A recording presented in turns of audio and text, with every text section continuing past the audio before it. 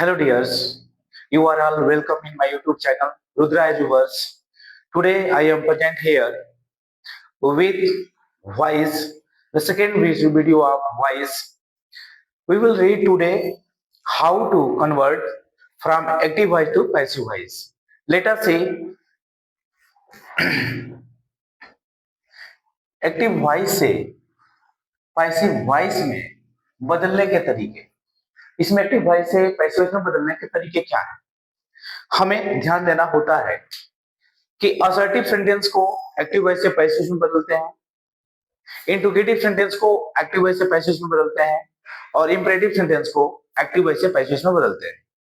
तो चलिए देखते हैं कि कैसे एक असर्टिव सेंटेंस को पैसिव में बदला जाता है। तो पहले इसका स्ट्रक्चर देखेंगे।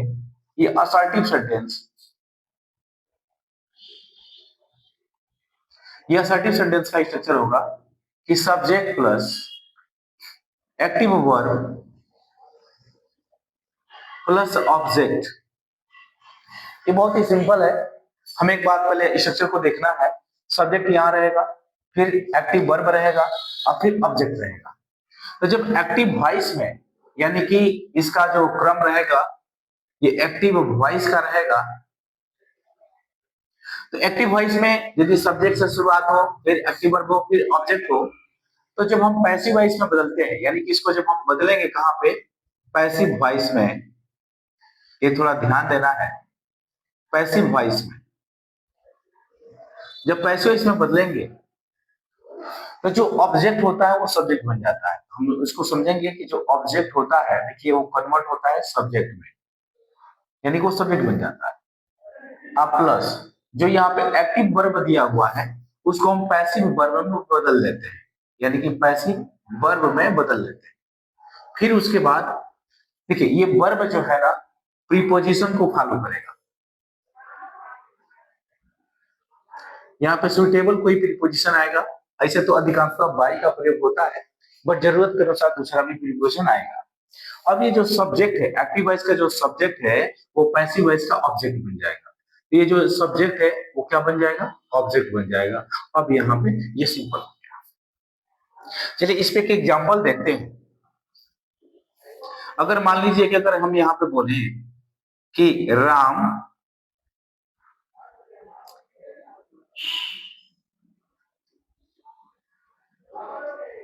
Teaches English, Ram teaches English, यानी कि राम अंग्रेजी पढ़ाता है। ये जो फॉर्म है, यह रूप है, यह एक्टिव वॉइस का है। अब समझेंगे कि एक्टिव वॉइस में ये क्यों है। तो एक्टिव वॉइस का डिफिनीशन हम जानते हैं कि जब एक सेंटेंस में अगर कर्ता यानी कि जो सब्जेक्ट है वो कार्य कर रहा है तो वो वर्ब जो है एक्टिव वॉइस में होगा। अगर यदि कर्म यानी कि ऑब्जेक्ट अगर एक्शन कर रहा है तो वो वर्ब पैसिव वॉइस में होगा। तो देखते हैं यहाँ पे ये राम है वो पढ़ाता है, तो यहाँ पे जो सब्जेक्ट है वो काम कर रहा है, तो अतः ये एक्टिव वॉइस में हुआ। जब हम इसको पैसिव वॉइस में बदलेंगे तो पैसिव वॉइस में बदलेंगे तो क्या होगा, जो ऑब्जेक्ट है वो सब्जेक्ट बनेगा। देखिए यहाँ पे बना हुआ है, जो ऑब्जेक्ट है वो सब्जेक्ट बना हुआ है। तो पहले जो इंग्लिश है उसको हम सब्जेक्ट बना लेंगे, लिख लेंगे इंग्लिश। अब आगे देखना है कि जो एक्टिव वर्ब है वो पैसिव वर्ब में चेंज हो गया है। तो passive active verb passive verb में कैसे चेंज होता है आगे हम लोग पढ़ेंगे, लेकिन इसको समझते हैं। इंग्लिश के अनुसार यहाँ पे टीच आएगा और यहाँ पर टीच का MA3 काट हो जाएगा, TAUGH टी। उसके बाद बाई, क्योंकि प्रीपोजिशन ये वर्ब बनेगा बाई। ये राम सब्जेक्ट है, देखिए ये सब्जेक्ट जो है ये इसका ऑब्जेक्ट बन गया है। उसी प्रकार से इसका भी ये सब्जेक्ट ऑब्जेक्ट बन जाएगा, यहाँ पे ये राम हो जाएगा। ये हो गया आपका पैसिव वॉइस।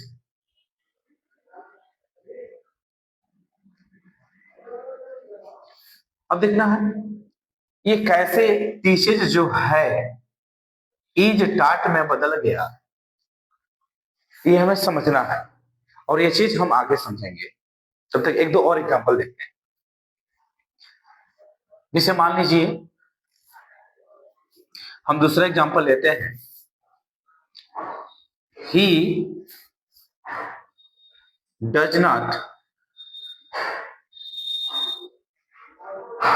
Play cricket. अब देखिए, देखेंगे एक्टिव वॉइस में कि पैसिव वॉइस में। तो देखिए, क्रिकेट इसमें ऑब्जेक्ट है, पहले तो ये सब्जेक्ट है और क्रिकेट ऑब्जेक्ट है, और इसमें जो डज नॉट प्ले है ये वर्ब है, डज नॉट प्ले ये वर्ब है। तो वर्ब में डज जो है हेल्पिंग वर्ब है, नॉट एडवर्ब है, प्ले जो है मेन वर्ब है। ये एक्टिव वॉइस है।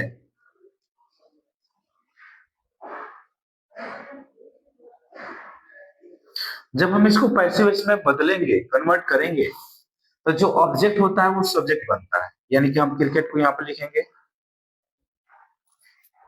क्रिकेट हमने लिया, और फिर देखिए ये प्रेजेंट इंडेफिनिट टेंस है, डज प्लस एवरीवन है।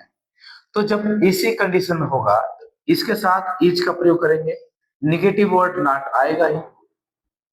उसके बाद यहाँ पे प्ले, तो प्ले एवरीवन है तो इसको एमबी3 में बदलेंगे। याद रहे कि कभी भी एक्टिव वॉइस से पैसिव वॉइस बदलते हैं तो जो मेन वर्ब होता है वो एमबी3 ही होता है। Whenever you will change any verb in passive voice, they will be converted in MB3. Okay, अब इसके बाद हम प्रीपोजिशन का प्रयोग करेंगे। जैसे यहाँ पर दिया हुआ वर्ब, पैसिव वर्ब के बाद प्रीपोजिशन आएगा, तो प्रीपोजिशन यूज करेंगे। देखेंगे प्लेड कौन सा प्रीपोजिशन एक्सेप्ट करता है, तो प्लेड बाई एक्सेप्ट करेगा, यहाँ पे लिखेंगे बाई, और उसके बाद ही, ये सब्जेक्ट है जो कि पैसिव वॉइस का ऑब्जेक्ट बनेगा, तो ही का ऑब्जेक्ट हिम हो जाता है, यहाँ पे लिख देंगे ही। अब इस तरीके से ये हो गया पैसिव वॉइस।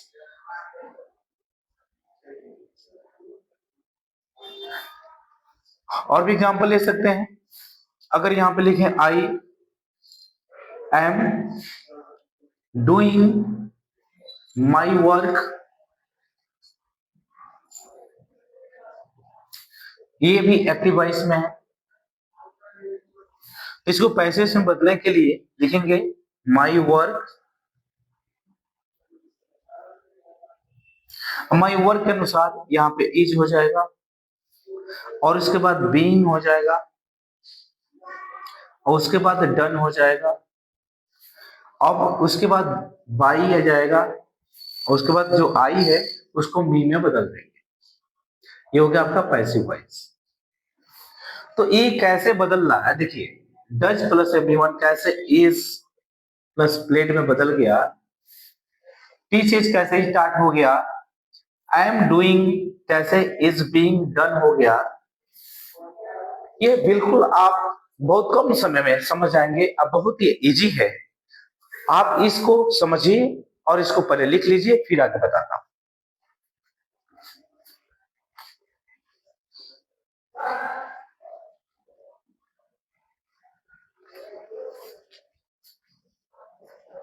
अब देखते हैं कि कैसे एक्टिव वर्ब को पैसिव वर्ब में कैसे बदलते हैं। तो पहले ध्यान रहे कि जैसे हम लोग लिखे थे एक्टिव वर्ब, यानी कि एक्टिव वॉइस के वर्ब को एक्टिव वर्ब हम लोगों ने लिखा, तो उसको पैसिव वर्ब में कैसे बदलते हैं। तो पहला ध्यान दीजिए, अगर यदि इस सब्जेक्ट की सेंटेंस में अकेले MV1 आया है या अकेले MV5 आया है, या इसके बदले में डू या डज के साथ MV1 आया है, तो इन सब के लिए जब हम पैसिव वॉइस में बदलते हैं तो इज या आर या एम प्लस MV3 का प्रयोग करते हैं। अभी हम लोग एग्जाम्पल में भी उसको समझेंगे, चाहे कि समझ लेते हैं एग्जाम्पल।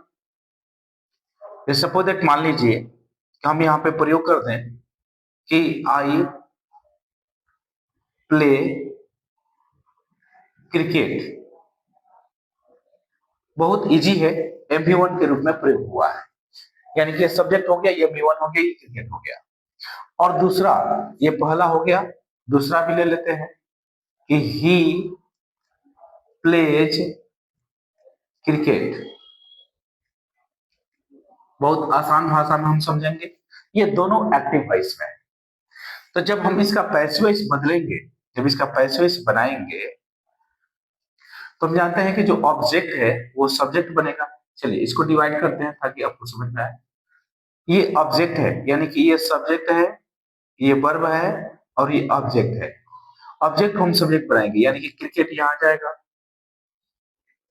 क्रिकेट हो गया। अब देखिए जब MV1 है तो भी इज या आर या एम प्लस एम इतनी यूज कर रहे हैं।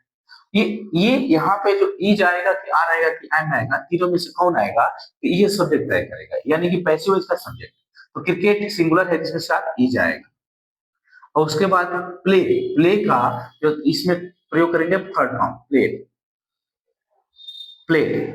उसके बाद प्रीपोजिशन बाई, और उसके बाद जो ये सब्जेक्ट है वो ऑब्जेक्ट में बदल जाएगा मी, फुल स्टॉप। इतनी बात समझ में आ गया होगा। फिर आगे देखते हैं, इसको भी कन्वर्ट करके देखते हैं पैसिव वॉइस में। यहाँ पे देखिए ही के साथ प्ले आया है, यानी MV5, यानी कि ये वाला वर्ब आया है। देखिए क्रिकेट को आगे लाएंगे,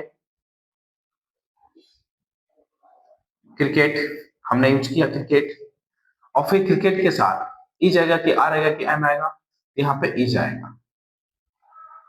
उसके बाद फिर प्ले का MV3, यानी कि MV5 भी रहेगा तो भी ई जी आर एम प्लस MV3, यानी कि तीनों में से कोई एक उसके साथ MV3, यानी कि यहाँ पे प्लेड हो गया। उसके बाद बाई, और फिर ही का ऑब्जेक्ट हिम हो जाएगा, हिम। ये हो गया पैसिव वॉइस, ये भी पैसिव वॉइस, ये भी पैसिव वॉइस। हमें पूरा विश्वास है कि आपको बहुत अच्छे से समझ में आ रहा है। आगे एग्जांपल लेते हैं डू या डज पे। तो जैसे कि दूसरा एग्जांपल, ये तीसरा एग्जांपल लेते हैं। अगर लिखे यहाँ पे आई के बदले में, सपोज एक मान लीजिए कि अगर मैं लिख दूं you do not, you do not eat an apple, या यहाँ पे हम लिख देते हैं टू एप्पल्स, टू एप्पल्स, यानी कि you do not eat two apples, यानी कि डू के साथ ईट लगा है, यानी कि डू के साथ MV1 लगा है। तो चलिए जब इसको पैसिव वॉइस में बदलेंगे, तो जो टू एप्पल्स है ये ऑब्जेक्ट है, ये सब्जेक्ट बनेगा। यहाँ पे लिखेंगे टू एप्पल्स, APPLES, एप्पल्स। ये हो गया प्लूरल, यानी कि प्लूरल वर्ब हो गया। हमने इसलिए ये एग्जांपल प्लूरल वर्ब का लिया क्योंकि क्रिकेट भी सिंगुलर था तो इसके साथ इज आया था। अब मन में ये बात आती है कि हमेशा इज ही आएगा, तो नहीं, जब ये वर्ब प्लूरल होगा तो हम इज का प्रयोग न करके आर का प्रयोग करेंगे। तब इसके लिए क्या लग जाएगा, आर। देखिए डू के साथ अगर MV1 आता है, यानी डू के साथ MV1 आता है तो भी इज या आर एम प्लस MV3 का प्रयोग करते हैं। तो यहाँ पे सब्जेक्ट के अनुसार आर आ गया, आर का यूज प्रयोग कर दिए, उसके साथ MV3। अब देखिए इट का MV3 क्या होता है, इटेन, EATEN, इटेन हो गया। अब ये जो इटेन ये वर्ब है तो अपने साथ प्रीपोजिशन फॉलो करेगा ना, तो यहाँ पे इटेन के साथ हमें बाई यूज करना पड़ेगा। अब बाई के साथ, अब देखिए जो सब्जेक्ट यहाँ पे यू दिया हुआ है, इसका ऑब्जेक्ट भी यू ही होता है, इसलिए यहाँ पे हम इसका ऑब्जेक्ट यू ही लिखेंगे। भी परिवर्तन हो गया। उसी प्रकार से हम लोग एक फोर्थ नंबर एग्जांपल लेते हैं जिसमें डज प्लस MV1 आएगा। तो सपोज एक मान लीजिए कि यहाँ पे अगर हम यहाँ प्रयोग करते हैं कि he does not help me, तो ये समझ में आ रहा है। देखिए डज के साथ MV1 हेल्प आ गया, ठीक है। ये असर्टिव सेंटेंस का हम लोग अभी प्रेजेंट इंडेफिनिट टेंस का फैक्टर्स को पढ़ रहे हैं, जो कि बहुत आसानी से समझ में आ रहा है, मुझे पूरा विश्वास है। अब इसको जब पैसिव वॉइस में बदलेंगे तो जो ऑब्जेक्ट है, यानी कि मी ऑब्जेक्ट है, वो सब्जेक्ट बनेगा। मी का सब्जेक्ट क्या होता है, आई। मी का सब्जेक्ट आई होता है। अब आई के साथ देखिए, अब जो वर्ब लगेगा यानी कि डज प्लस MB1 है, तो इसी में से कोई वर्ब लगाएंगे। जो सब्जेक्ट आई आया है तो आई के साथ क्या आता है, इज आता है कि आर आता है कि एम आता है, एम आता है। यहाँ पे क्या लिखेंगे, एम। निगेटिव है, देखिए एक चीज यहाँ पे गलत हुआ है, जब ये निगेटिव है यहाँ पे आर नॉट लगेगा, यहाँ पे आर नॉट यूज होगा। अब ये सही है। उसी प्रकार से यहाँ पे देखेंगे कि आई एम और उसके बाद ये निगेटिव है तो क्या लिख देंगे, नॉट। और उसके बाद यहाँ पे क्या प्रयोग करेंगे, जो हेल्प है, हेल्प का MB3 यूज करेंगे, हेल्प्ड, हेल्प्ड। अब उसके बाद प्रीपोजिशन बाई लगेगा, बाई। उसके बाद ये प्रोनाउन जो ही है सब्जेक्टिव केस में, उधर ले जाएंगे, ऑब्जेक्टिव केस में ही हो जाएगा। तो इस तरीके से एक्टिव वॉइस से पैसिव वॉइस में हम लोगों ने पढ़ा। आगे हम लोग देखेंगे जो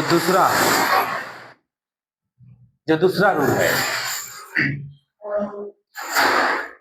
अगर कहीं MB2 दिया हो या डिड प्लस MB1 दिया हो, तो इसका पैसिव वॉइस जो होता है वो वॉज या वर प्लस MB3 होता है। समझना ये है कि जिस तरीके से एक्टिव वॉइस में ये MB1 MB5 डू या डज प्लस MB1 का इज या आर या एम प्लस MB3 हुआ, उसी प्रकार से MB2 या डिड प्लस MB1 का वाज या वर प्लस MB3 हो जाता है। जैसे जहां पर MB1 आया वहां पे MB2 आया, जहां पे MB5 आएगा वहां पर भी MB2 आएगा, और जहां पे डू या डज आएगा वहां पर डिड आएगा। तो इसका पास्ट रूप क्या हो जाएगा, वाज वर हो जाएगा। यानी कि जो एग्जांपल ये हमने समझा है उसी पर ये भी लागू हो रहा है।